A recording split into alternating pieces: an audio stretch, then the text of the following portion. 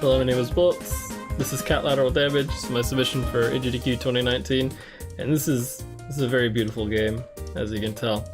I think I should just start. There's a lot to get over with this game. There's a lot to explain, a lot to talk about. So let's just jump in. Well, look at this variety of cats you can choose from. This is a donation incentive right here. Just pick a few cats and let people vote for the best one. We'll be using not Farcat. Farcat is, let's use Miku. Wait, today's Wednesday. We're gonna use Wednesday because I never use Wednesday. But anyways, so we're gonna start in 3, 2, 1, go. But all right, this is Catlateral Damage. The point of the game is that you are a cat, and as the screen says, you're bored. And that is pretty much the backstory. The game does not mess around, you just get straight into it. The game gives you a somewhat randomly generated layout, and it just tells you knock over 440 points worth of items. And my goodness, you listen to it, you just go for it. Catlateral Damage is just, yeah. So different items have different point values. These books and DVDs only have 1 point when they hit the ground, but they're still definitely worthwhile. You can use this pillow to kind of knock them off, because actually if it hits the bed or something and does not actually hit the ground,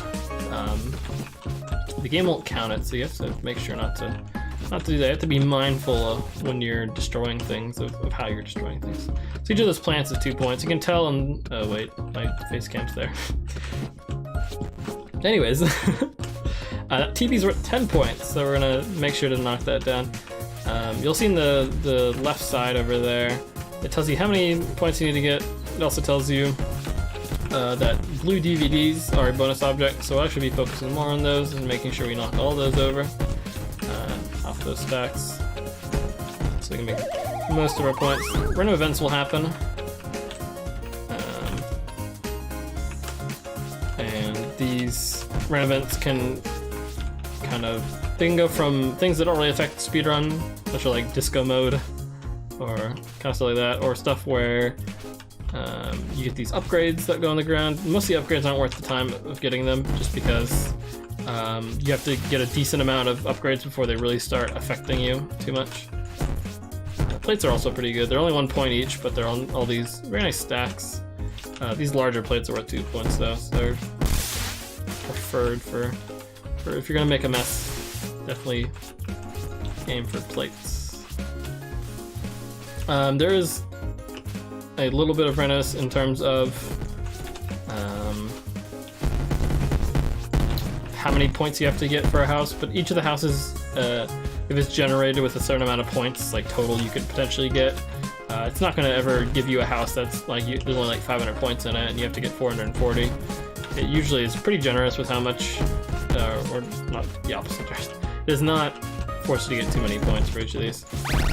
So once we've completed the level, we're going to just get ourselves into this fun box over here. Just like Super Hot, this is the fastest way of moving, is jumping. So pretty much the same exact game, really. Might as well be. So the game is separated into 4 different levels. We have other ones you can unlock, little bonus ones, but obviously in terms of a speedrun we're going to be avoiding unlocking extra levels because that's slow. These paintings on the side of the wall, they're going to give you 5 points. Any of these paintings, these photos, pieces of paper worth 5 points, oh no, 5 points, worth 3 points.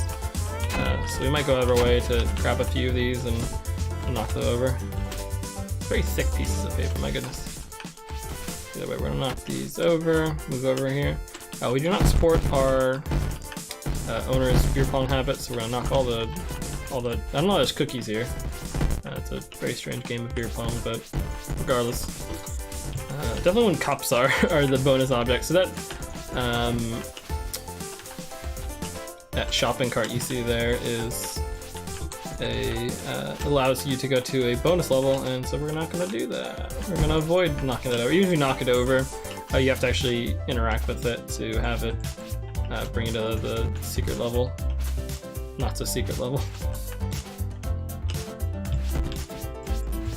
Anyways, that room hasn't got too much going on. This is the room that we're gonna get most of your points from.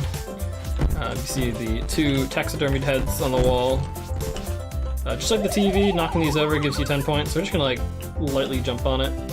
So plate, or not plates, those little sofa cushions are now worth 6 points, which is another special event that can happen, and sometimes that can be incredibly useful because the amount of bonus points you can get from those, usually it's not too high for the one it starts you with, but if it changes it, sometimes it gives you ridiculously high numbers.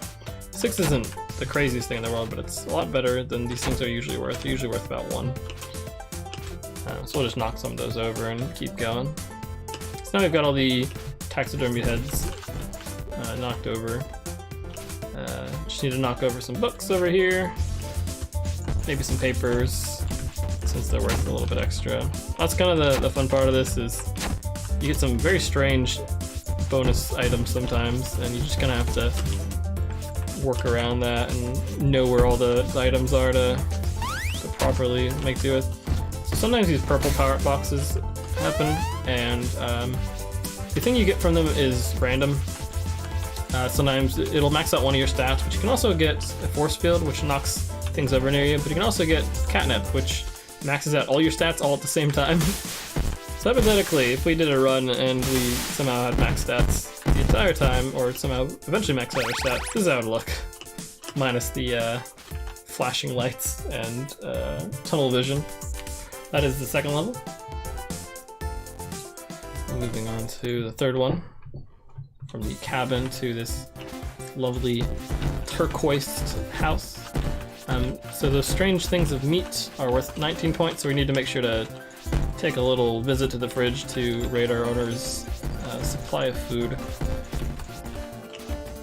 A little Christmas tree there is another bonus level. Potentially as a donation incentive, we could do a... you can just access any of the secret levels from the level select.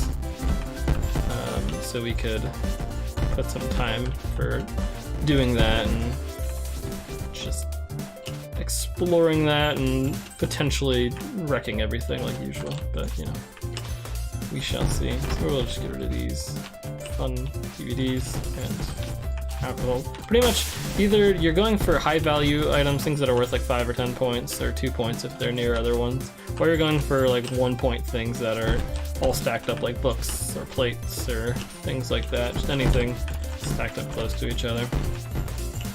This game is a very accurate simulator of how cats see the world. They see everything that you knock over as points. So I think it's definitely a very good message to send across. So we got another purple power-up. So this is actually going to make us jump higher, which is one of the less good ones, unfortunately. Just because you want to spend less time in the air. But it's not the end of the world getting it instead of other ones. We got a power outage, which just makes everything kind of quiet and slightly darker. I'm gonna make sure to knock that computer over since it's worth 10. Though the monitor's worth, I think, 1. It's a little weird. I don't know about that. I need to write a letter to them and have them fix that. It's a little bit strange when you have the power off. Feels like part of the game is missing. All the nice music and happy tones. Alright, over. Again, we're going for these larger plates, and we need to pop into the fridge real quick since the meat is there we're going for. So pretty much we're going to be done after we knock over all these because it's such a high amount of points. Okay, there's not a door over there. Sometimes the houses are loops around, so you can just go in a circle and everything is pretty okay. But definitely that bonus item helped us a whole bunch. So the final one's going to be the largest one. Usually it's the one that is worth the most points in total. So it's like 530 points we need. Got a very weird bonus item, which is not one that you commonly see. Thought it was a plate for a second, but it doesn't look like one. Either way, each of these houses has kind of guaranteed rooms in it. So this one has a kind of a library sort of room, or like a study that has like 4 different bookcases all full of books and different photos and stuff. So that's definitely worth finding and making a short visit to. So this house just has tons of bookshelves in general, so definitely prioritizing those and knocking books over. There's also these fun artifacts that are at the top that are worth like 5 points, so they're worth accidentally knocking over.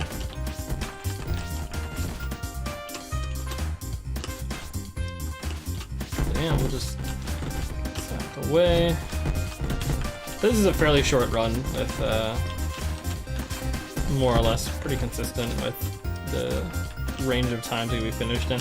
There's obviously some variability with like how many points each house you need to get to finish it, so you can have shorter houses with that or longer houses. For the most part, it's pretty much evens out in the end and doesn't become too much of an issue. I actually got Disco, which I've only gotten once before, and like I don't think ever on stream, which is like the most distracting thing on the entire planet by far. I need to make sure this picture actually gets knocked over. I got stuck. Okay. Come over this way. Got both of the kind of weird ones that don't do anything but just make everything look different. Make sure to knock the TV over.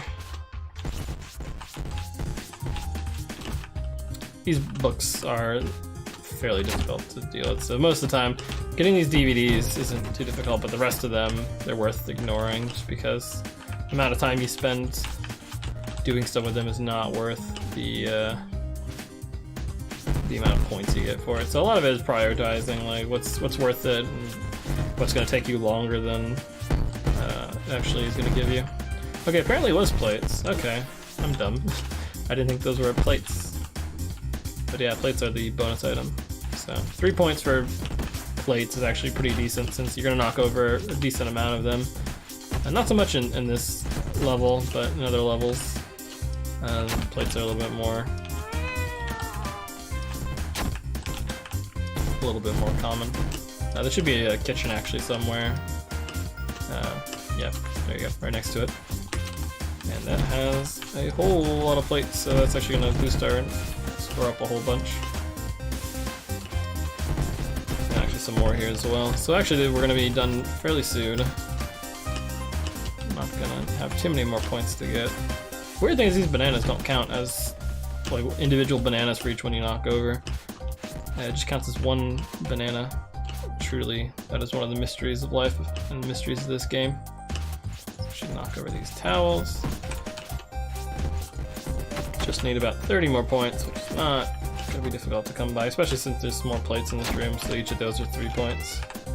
Actually, I'm probably going to stop by the dining room again and knock over a few more. Actually, there's a picture in here as well, or 2 pictures, which are each worth 5 points. That's another 10. This game does teach you math, it's pretty good. And I've gotten that, we're just gonna circle way back, and that's gonna be the run. Time's just gonna stop as soon as we get into the box. And that's Catlateral damage, any percent. It is the unofficial sequel to Pet the Pup, even though it came out before it, I think. It's quite the game. It's definitely, in part stress relief of getting to knock a million things over, and in part an actual game. I mean, there's enough. It's one of those games similar to Pet the Pup where you have a certain amount of time to complete each level, and if you don't, you fail it. But this one has a finite end to it after 4. It'll just take you back to the main menu after this. So it's a little bit less arbitrary, I guess. But either way, the runs of this are fairly consistent, under 13 minutes or so. This is just under 13, and the amount of points we had to get for each of those houses was abnormally high, so I think getting under 13 is not going to be particularly a difficult thing to do. But hopefully it can be a fun just run for people to have, something that people haven't seen before and something that I think people will enjoy. Is kind of a fun short run to be kind of amusing and actually have some sort of strategy in terms of like the dealing with the bonus items and different rooms and what you prioritize, and just kind of have a good time with it, like the Pet the Pump run at last SGDQ. But yeah, hopefully we can have Catlateral damage as the opener and closer for the marathon.